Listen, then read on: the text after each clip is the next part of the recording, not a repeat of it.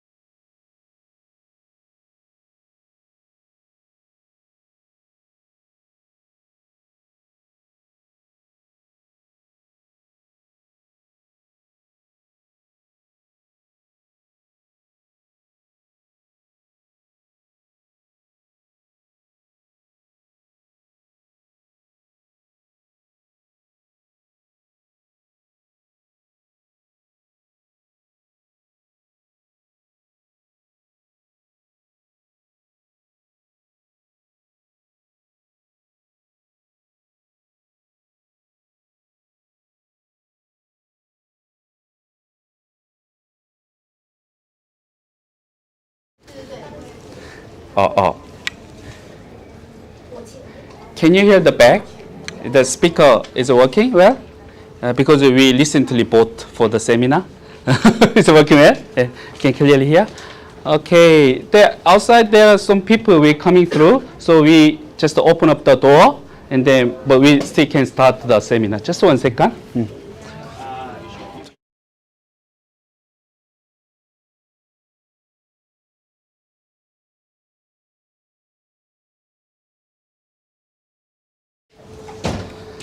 Hello everyone. Thank you for coming. Thank you for coming. My name is Namo Kim. I'm the senior migration agent at Seoul Edu and Migration. And I didn't expect that many students are coming for my seminar, but it means that you guys have a lot of worries and concerns about the recent change. But let me start my PPT with my personal migration history. So I came here with the international student visa, and then I also applied the graduate visa and applied the permanent visa. Finally, I become Australian citizen. But when I decide to apply my master degree, then I also have a kind of a guaranteed permanent visa plan. So it means my agent and the people and that information, at that time, I can apply the permanent visa straight away if I complete the master degree. But during my 2 years master degree study, migration policy has been changed 2 times. Then I also have to study very hard for the English. At that time, I don't have a PTE, so I only study the IELTS, TOEFL.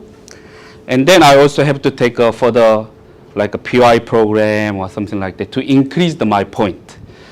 But anyway, I made it. Then I'm still here, and I could apply the permanent visa. But at that time, for me, it was a very hardest time. So I definitely understand about your worries and concerns. But what I want to also say is migration policy and law has been changing and changing.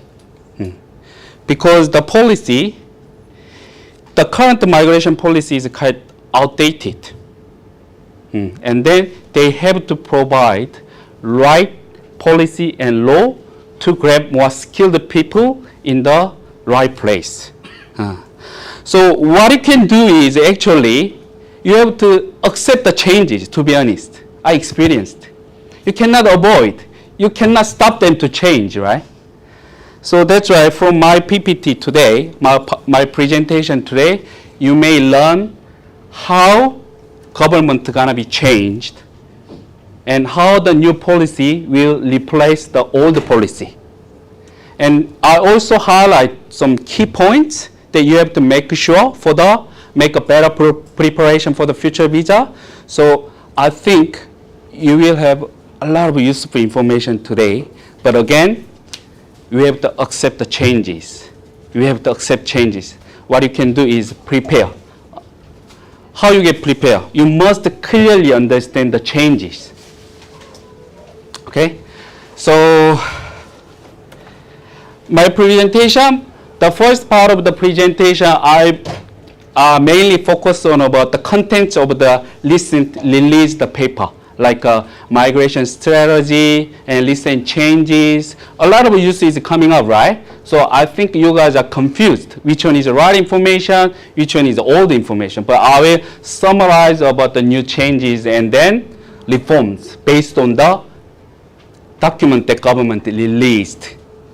And then the middle part of the presentation, I will give you my personal opinion about the key points for the new changes. And the last part, I'll give you the summary of the seminar and then have a Q&A session with you guys. I know you guys have a lot of questions, but during the presentation, I will not maybe take your questions, but I will allocate enough time for the Q&A session. Okay, so if you have a question, please ask me at the end of the presentation. I'll give you enough time, okay? Migration strategy. I think you guys are a bit surprised when they released the migration strategy paper on December last year, right? Just 3 months ago. Then I also have to cancel my Christmas holiday as well, because a lot of my students and clients, they want to make application before the new change come into effect. So yeah, my wife complained a lot, but anyway, I canceled my Christmas holiday and applied more than 100 cases before the 31st of December, to be honest. It was a big Christmas holiday for me. But this migration strategy actually contains a lot of information about how Australian government gonna be changed for the migration point of view. But the change is not just coming from this one paper, to be honest.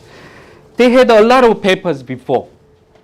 And then they admit that current migration policy is outdated. They need new policy for grab more skilled person in right place in Australia. So that's why, again, I really want to say we have to accept the changes. The best thing is you clearly understand and then prepare better for your future visa options. So this is the 8 key actions what government addressed on the paper. It's more than 100 pages, so I'm not going to tell everything. However, I have a yellow highlighted part which is directly related with you guys as a international student, or someone is currently studying or about to finish, or under the graduate visa. Because this change, I'm pretty much sure that all the change will be continuously applied to the migration system in this year. And they also announced the long-term project, but anyway, you must clearly understand those actions that immigration will looking forward. So my presentation will be purely focused on those actions that you can understand very detailed information about those actions. And then the first action that I want to highlight with you is targeting temporary skilled migration to address skills needs and promote worker mobility. So when government actually mentioned about this first action, they already announced that they will introduce new visas, which named Skills in Demand Visa. It's gonna be replace current TSS employer sponsor visa. So I think this will be very important visa for you guys. Under this Skills in Demand Visa, there will be three different pathways. The first pathway will be the specialty skills pathway. So this pathway actually for the highly skilled professional earning over 135K. Very high, right? Very high. So that's why government will allocate a very small quota for this one. But they believe they need those pathways to create more jobs and drive more innovative technology in Australia. Because this is for the highly skilled profession like engineering manager, maybe cybersecurity specialist, AI specialist, something like that. So their salary is very important. So, but again, a lot of people ask, oh, I'm working as a chef, but my salary is over this one. Can I go through? Maybe not. Occupation restriction will be in here. The government will assess why this occupation brings more jobs to the Australia and then having some innovation for the Australian community. So this will have a very narrow quota, but still very important part of the new visa. That's why they clearly mention in here, this skills pathway will not be available for the people who are in trade workers, machinery operator, drivers, and other laborers.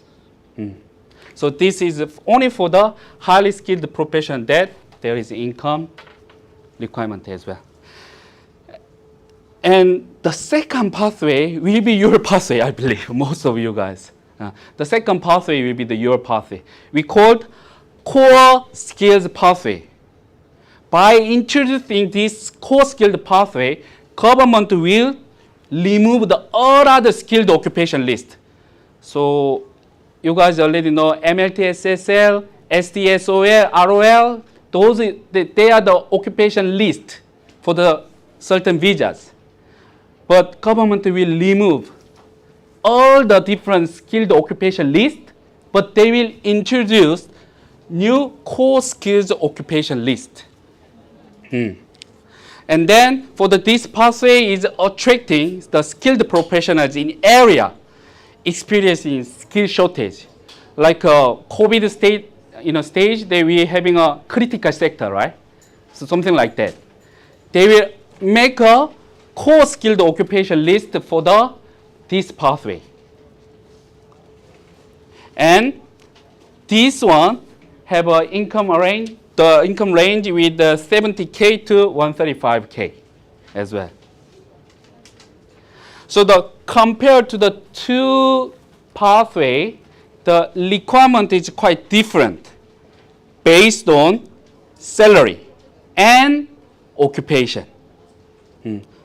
So the second core skill pathway, maybe I may expect about the nurses and teachers and hopefully chef, which was in the critical sector before. And now we feel a lot of shortage.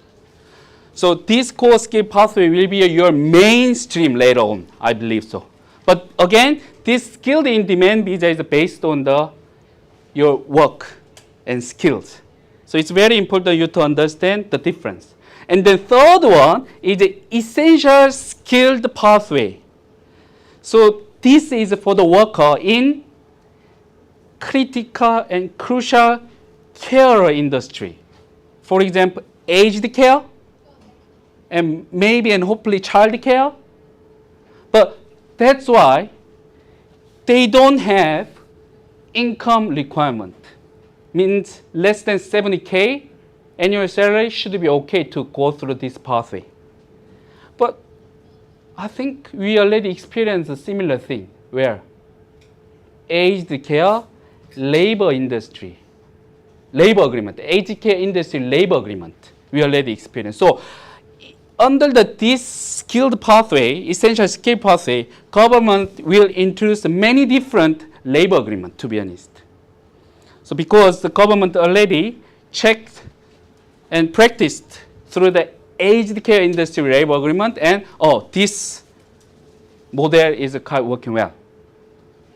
So that's why these three, the pathway under the skilled in demand visa will be the main visa that you can prepare later on. But apart from the pathway, I can say this visa has a lot of benefits. They are guaranteed. If you get this skilled in demand visa, your permanent visa is almost guaranteed. So the government, they pointed out that there are lots of temporary visas, but they cannot move to the permanent residency. That was the big problem in Australia. So they are staying as a temporary visa holder for permanently. So they want to change this practice. So now, currently under the TSS visa, they already changed it. So all the TSS visa holders, regardless of the stream, they can now move to the permanent visa. Same, in skilled in demand visa, from the first time they get this visa, they can apply the permanent visa at the end. And then they are focused on about the workers' mobility. What does it mean? So TSS visa, current TSS visa, it's very hard to change the employer. It's very hard to change employer. You get the new nomination, and you find another employer, and then your work have to reset again once you get the new employer. And then if you cannot find a new employer within 60 days, 2 months, your visa gonna be canceled, and you have to leave Australia. So that's why what happened in reality. My boss asked me, can you work extra 2 hours? They don't pay. What you can do? Can you complain? No, right? So that's the main thing the government find out. So they want to change. They want to fix that one. So that's why they will give you enough time to find a new employer, and they may not require you to have a new nomination. Okay, you find. And then they also help the applicant to find a new employer who already have a sponsorship approval. So they'll make a website and list all the sponsors who got the approval. So you can easily find, with the postcode, where is I'm looking for a job in my area, 4,000. This company have already sponsorship. I maybe approach and change. And then, even better, they give 6 months to find a new employer. So this is quite positive thing that, new changes, you're worried. But government also provides you more opportunity as well. And also for the employer side, why your boss not giving you sponsorship? Why? Because they have to spend a lot of money, right? So let's say under the TSS visa for 4 years, and it's a medium-sized employer, they have to pay to the government about 6,000, included levy. And then the 6,000 they have to pay one-off at the nomination stage. It's not about the visa stage, it's at the nomination stage. But for under the new visa, what government announced on the paper is they will give us some flexibility to the employer pay the fee. They didn't say they will reduce the fee, but they given some flexibility, and then maybe employer pay by installment, like your tuition fee, like installment.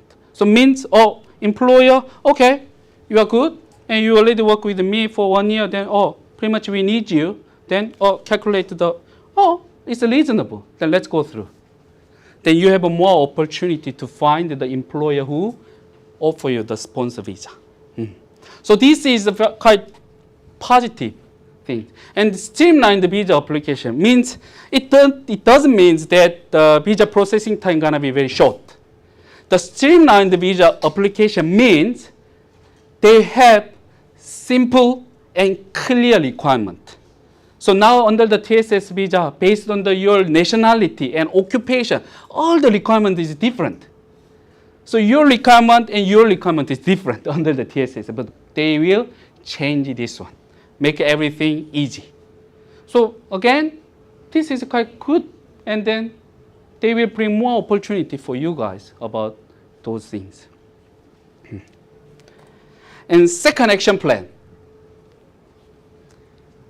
trailing regional visas and the working holiday maker program to support regional Australia. Does anyone stayed in Australia in 2018 in here? 2018. Anyone here? Oh, not many, but few. 2018 was a big year for me as well, like my Christmas holiday.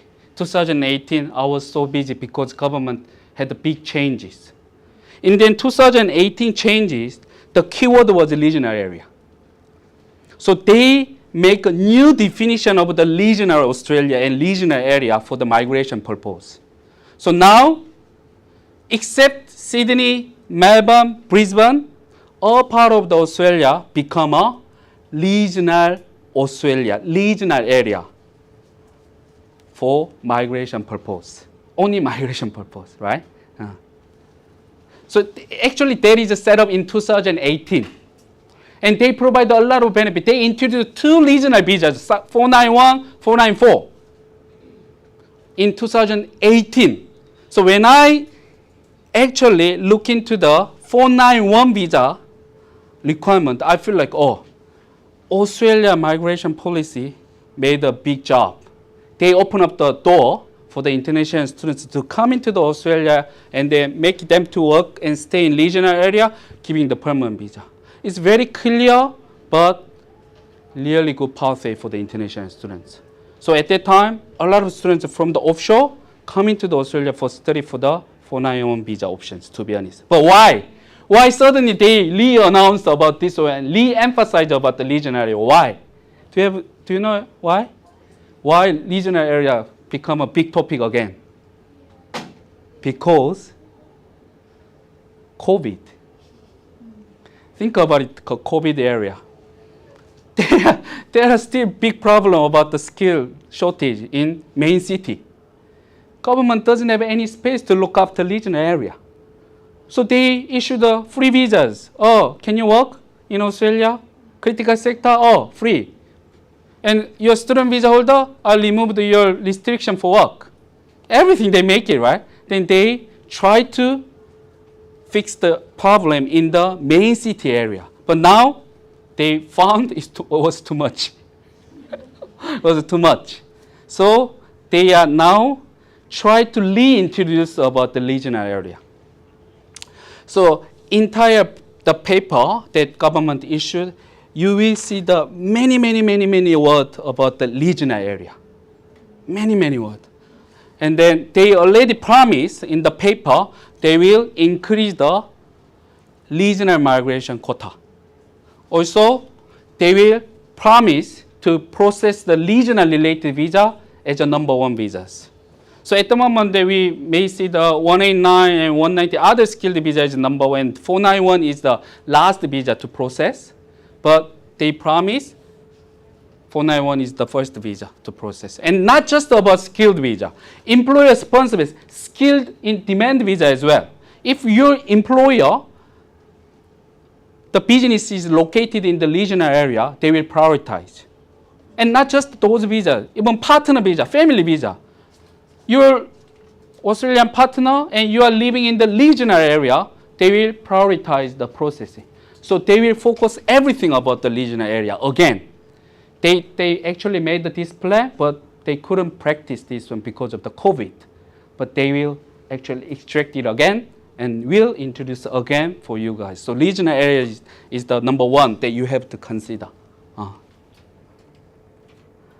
And the third action plan, what they make is that they will reshaping the permanent skilled migration to drive long-term prosperity.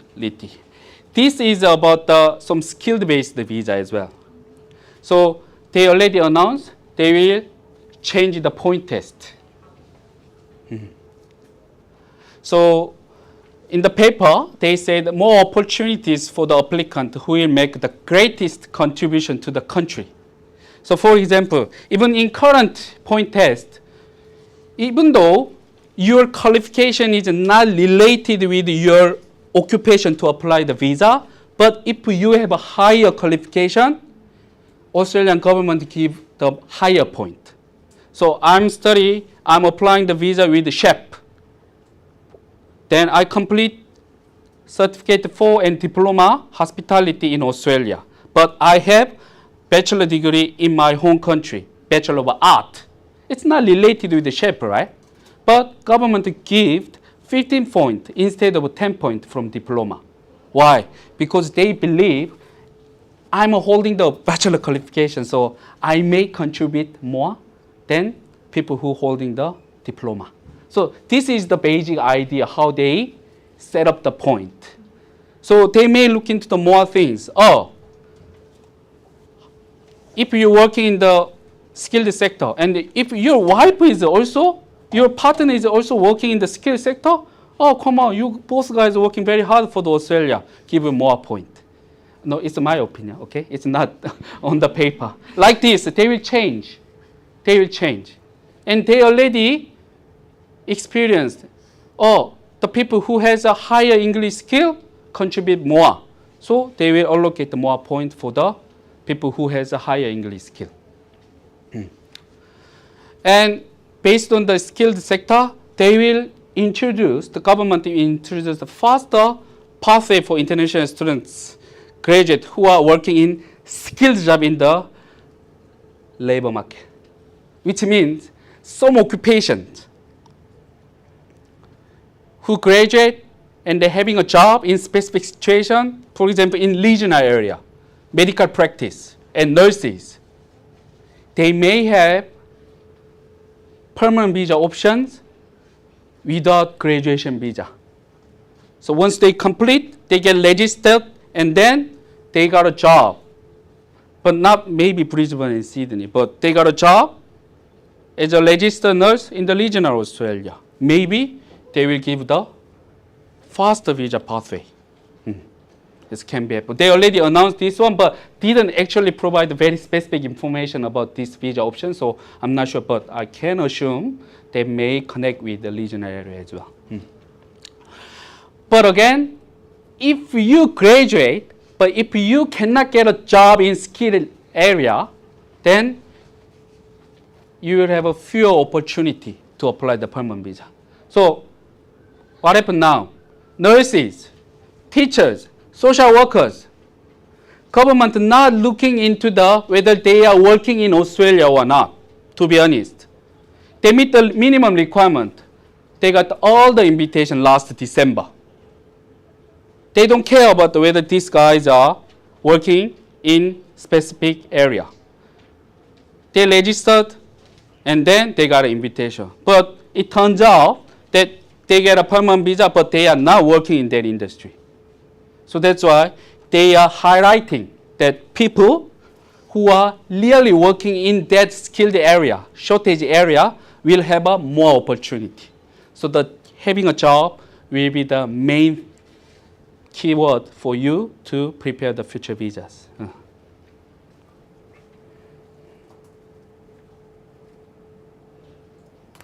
And the other action plan is about the education for international students. You already worry about, oh, my IELTS score for the student visa and thing. So they clearly announced new GS, genuine students requirement, will be implemented on 23rd, which means from this weekend. But they will, it's already arranged. But I feel like it's not really different with the previous one, but the main change will be the English requirement. So currently, the people not in the streamlined application, they must present English score, but requirement is 5.5. but it will be changed to the 6 point. And then someone who holding the graduate visa, then they can easily change it back to the student visa in the current status. But department analyzed that, if they cannot make the permanent visa during the graduate visa, they apply the student visa again to make a longer stay. So that's why they will have a restriction to back to student visa from the graduate visa. So it's gonna be very tough later on. So this is the basic change in the student visa, but again, that they didn't announce very specific information yet, even though 23rd is the start date. And then I believe there are not really big changes from my side about the requirement for the student visa. But if your nationality and then the provider matrix shows that you must provide the English, then your English requirement gonna be increased. I believe this is not for every student. And graduate visa, yeah, I know you guys face that, it's very worried about this one, right? But very obvious, in the paper, they mentioned several times, they are focused on early career professionals. So young people.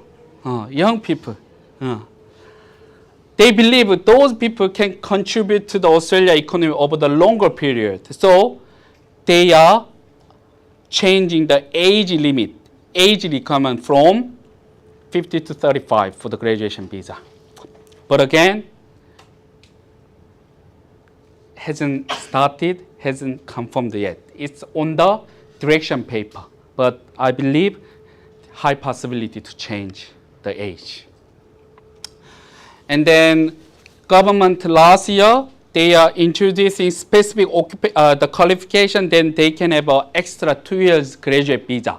So now the people who graduate like nursing, social work, and the medical related thing and IT, they have a 4 to 5 years graduation visa. But now they mention they will discontinue this new one.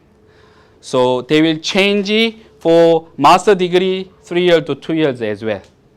So they will try to minimize the graduation visa duration. But again, this is also hasn't confirmed yet, but will introduce soon with additional amendment as well.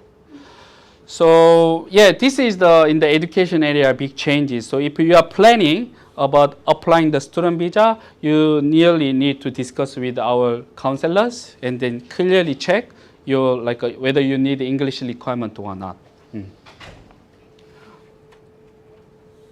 So this is the 4 different actions that I can see in the paper for the international students. But from these changes, what we can make a point. But from this part, this is purely my opinion. It's not from the paper. But I believe 2018 was the same. They will provide more opportunity for the people who are living and working in the regional area. So maybe we can recommend you, if you haven't started the study, then we can recommend you to study in the regional area. But study in regional area doesn't really always the options. You can study in any field, any area for your interest. But once you complete the course, when you find the job, if you consider regional area, that will definitely give you more opportunity. So before the COVID, then everything was difficult as well. Then at that time, a lot of people make a good like a kind of a pathway through the regional visa, 491. But during COVID, suddenly government issued a lot of invitation for the permanent visa straight away. So they are a bit of disadvantaged, but still, 491 is a really attractive visa from my side.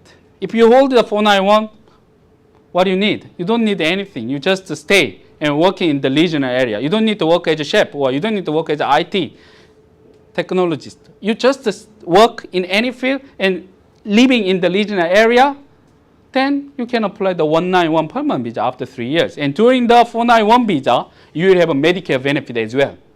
So the 491 visa is the I think the best visa from my side. And again, they have many different points that you can have, but again, the point test will be changed. So now the regional area study and living will be giving only 5 points, but for the next paper, we can see higher point from the regional study. And also state nomination point. Now if we get the 491 nomination, we got the extra 15 point, but who knows, can have a 20 point. And then again, government process the regional visas as a number 1 visa. They have to process. So regional area, not just from my side, but on the paper, there are more than 100 regional area was mentioned. So regional area is quite important, and also English as well. So it's kind of a trend that I was working in this industry 14 years now. And then whenever the big change is coming up, then I realized that they are emphasized about the English skills. So now there are lots of areas they already changed. They made a change. Student visa, graduate visa, it's confirmed. They haven't just started, but confirmed. So they are looking into the English skill because they're giving the permanent visa, but there are lots of students who get the permanent visa but can't communicate well. So that's why they want to increase the requirement. But not just about those visas. What's next? They may have increased the minimum point for the skilled visa. Now 6.0, right? But they may increase to the 6.5. Because graduation visa requirement is 6.5, then how come skilled visa requirement is less than 6.5? And skilled in demand visa, current TSS visa, what's the requirement for the English? It's 5.0. IELTS, based on the IELTS, it's 5.0. But again, they will definitely introduce the skilled in demand visa with a higher English requirement, at least a 6.0. So English is important. But what's next that you can expect? Not just as a primary applicant, but you also expect your partner as a secondary applicant. They may require the higher point. Again, what government mentioned on the paper, contribution to the Australia, right? Then not just you, about your partner as well. How your partner contribute. Maybe your partner working in the skill shortage area, skilled area. Maybe have a good skill assessment, and maybe have a better English skill. So the English will be very important. So if you prepare the permanent visa, not just you with your partner, then it's time to study English together. After dinner, do not watch the Netflix. Or Netflix, okay, but English subtitle. And then make a note. That's what I studied a long time ago as well. But again, I took IELTS 13 times to pass the score. Then I know the difficulties, so I don't want to say everything easily.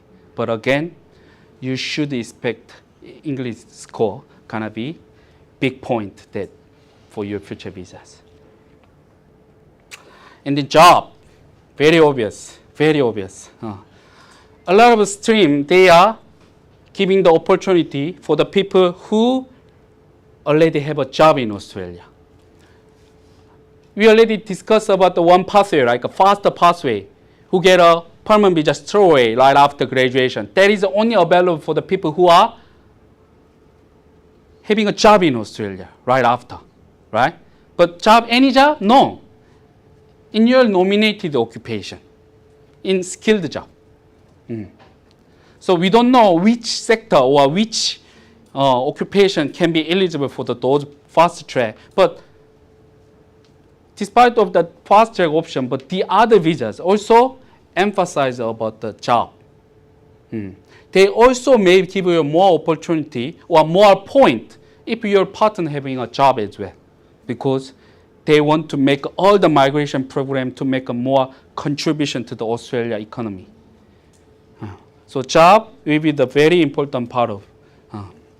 So when I preparing the permanent visa, my wife work in the grocery shop then. But now that you not just ask about the grocery shop, it's not about the job is good or not, but maybe looking into some critical sector or skilled area, something like that. And then study English. So both have to prepare, then have more opportunity. Yeah, this is the clear thing that the 491 that I really recommend will be the best visa option for you guys. And core skilled occupation list will be the very important for you. But I believe most of you guys study already in those areas as well. And regional study, I have emphasized so many times already today. And then competition will go up, then how you get the more point, or how you can become a strong candidate for the PR. That up to the English and job skill experience. And in terms of the preparation, and if you haven't decided about your occupation, then you also care about the graduate salary.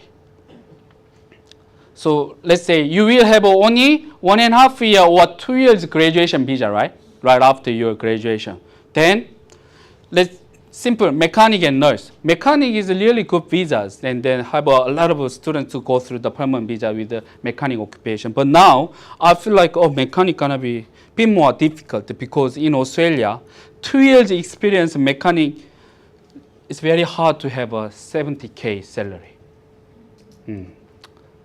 But nurses, not for everyone, but reasonably, that 2 years full-time experience as a registered nurse, they can have those kind of salary, 70K salary, very well. So if you haven't decided your occupation, the area of study, then you have to consider about the graduate salary as well. See, second pathway in skilled demanding visa, what's the requirement? The occupation must be under the core skill occupation list. And second requirement, the main requirement will be the salary, which is above 70K. Above 70K. Yeah.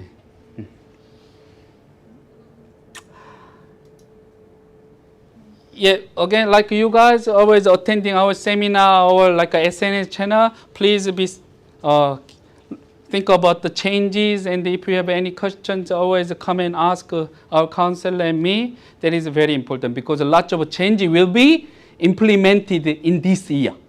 Okay, so we will try our best to update every single changes on our social media as well. So now, finally, we are in Q&A session. So do you guys have any question? And then maybe we can discuss together from now on. Yeah. Any question? Yep. I think you mentioned the aged care sector being relevant. Would disability be relevant? Yeah, it's the same care sector, so it will be the same area that are you working in the disability? That's good. Yeah. So if you said like starting in regional area, we have 5 points. If we find a job in regional area but different state, it didn't count that, or it's still counting? The 5 points from the study is you complete your study and then living in the region area while you are studying. That you can claim the 5 points. But once you complete study, you relocate to the other state and find a job in other state region area. It's totally fine. Oh, it's okay. Yeah, it's very it's okay. Yeah.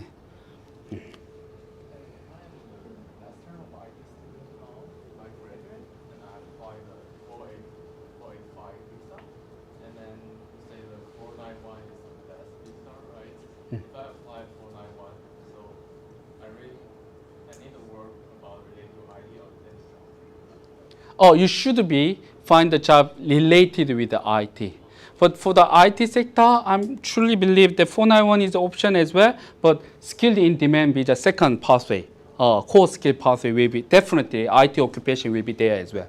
So the 491, you need 3 years to get into the permanent visa, but skilled in demand visa may require only 2 years.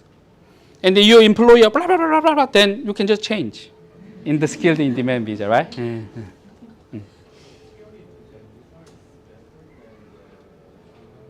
From my side, to be honest, I think 491 is the best visa. But it's up to you. They cannot find a job, so. Because once you get the 491, then you don't need to work in the IT area. You can do the Uber driver.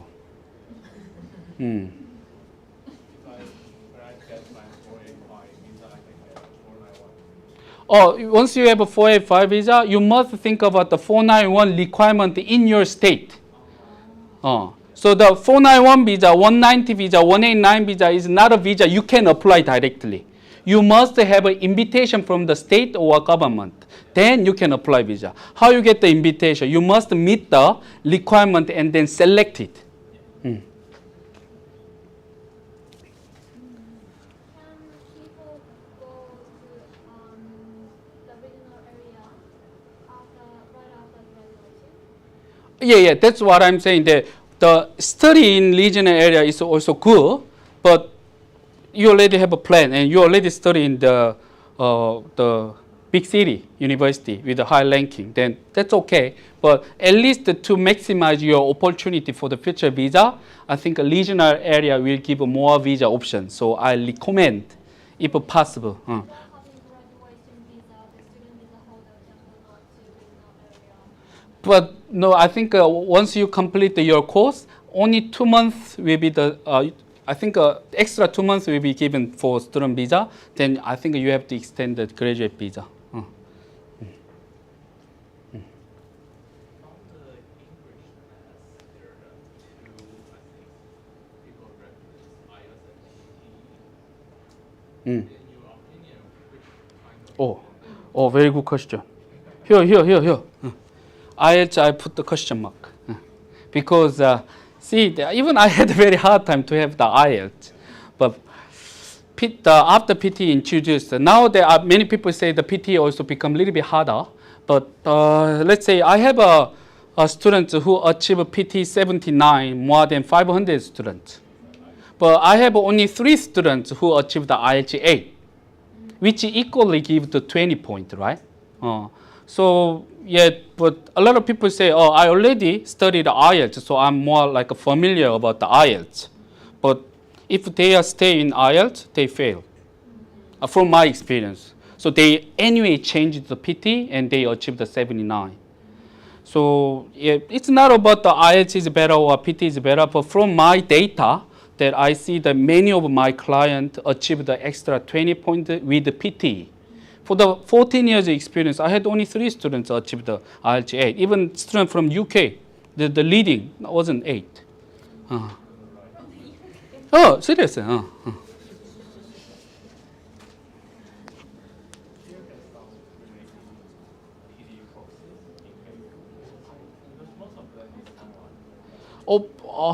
I don't know much about the PT study. Yeah, but you can ask outside. So how do you prove that you live in regional area? Oh, very good question. So all the point you claim that you have a responsibility to prove, okay? Which means a lot of people ask, do I have to rent the house to prove I'm living in? No. Just change your mobile bill to the regional address and driver license. And if government really feel like, I don't think this guy lived in the regional area, the last request they actually send to you will be providing your full bank statement that shows the transaction. Urals in Kabulcha, calls in Gold Coast, something like that. But usually, more than 95% of the case, that we provide the document with some bills, and then some like letters and parcels that arrive in the regional address should be okay. So you don't really have to rent the house and then formal contract. Provide those payments that you pay for the rent? You don't need that? The payments pay for the rent with the receipt with the address may be okay.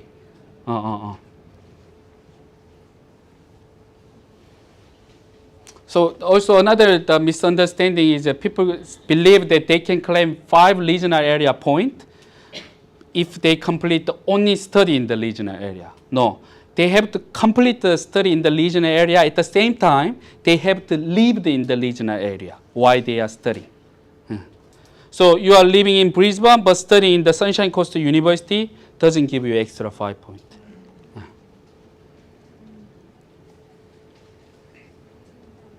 So on Perth and Adelaide still in regional red Yes, area right yes, yes. In Gold Coast, Sunshine Coast, everywhere. In the paper, they didn't mention that they are reviewing about the regional postcode, so I think they don't may change the, but I don't know. Any? One more question about the partner job. It need to be still nominated like skill shortage job as well, or not? Oh, the partner job in student visa or graduate visa? Yeah, graduate. Oh, graduate visa, there is no limitation for working hour, but the extra point for the partner job is my Yeah, how can I your prediction, my opinion. It's not on the paper, but they are giving more opportunity for the people who contribute more as a packaged application. Yeah. What is now requirement for English test for the Partner partner visa? visa. Yeah, if I like, You have Australian partner and apply the partner visa. where like one is working holiday, one is student, like, You joined? yeah. Oh, there is no such a So the is it requirement. gonna change later? No, I don't think so. So it's not gonna be like an English requirement if we gonna stay here, apply for like PR together in like 191 or, When you apply the permanent visa as a partner, you must have a functional English at the moment, which is IELTS over 4.5. like But for both of us or? applying the permanent visa means one of you guys already have a high English skill. Because one of you guys may study. Yeah. So only the partner they will require the function. Without high English skill, you cannot apply any permanent visa in skilled sector. So it's like 5.5 IELTS for them, functional? The function is 4.5 at the moment, but I believe it will be increased. I believe. I'll let you know. Yep. Can I live and study in regional Queensland and then apply for the nomination from the other state after graduated or only in Queensland? It depends on the other state requirement. So at the moment, most of the state will give you the 491 the nomination opportunity for the people who are currently living in that state. If I study Bachelor here, Brisbane, and then study Master in Adelaide, is it count for 491? Like, You can prepare the 491 visa based on your master degree in Adelaide. So the Adelaide, the South Australia, they have a different the pathway, giving more opportunity for the graduate in Adelaide.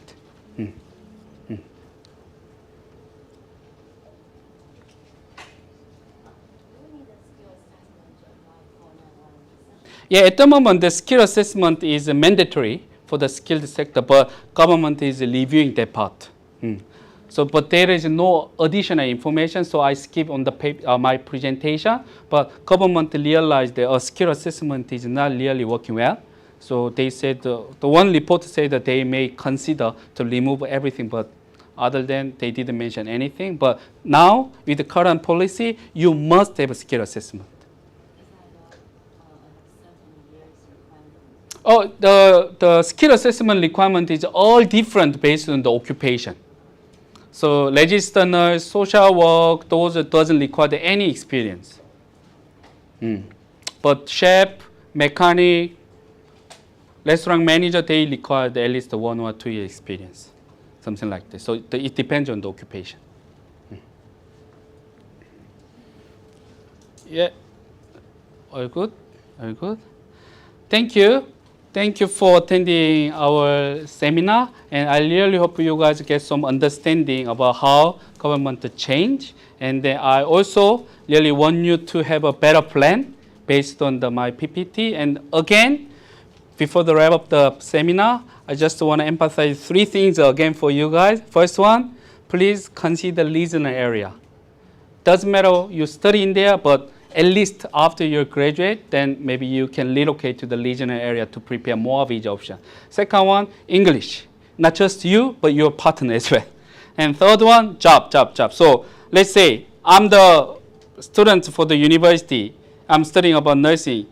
Better than to have a higher GPA, like a 6 out of 7, better than have a high score, then you may more focus on the having a related job. Maybe you can work more aged care sector during your study. So this will give you more opportunity to get a job as a RN right after your study, right? So your GPA doesn't give you a job, but your internship experience and your closely related experience will give you more opportunity to having a job at the end. So job is very important. So you are very good barista, you're earning a lot of money from the barista job, but if you are considering about the permanent visa as a chef, then you have to change your job to the chef or kitchenette and cook at least. Then later on, those experiences will give you more opportunity to have a visa option. If you continuously working as a barista, doesn't give you any chance. Understand my point? Okay, thank you. Thank you so much. Thank you.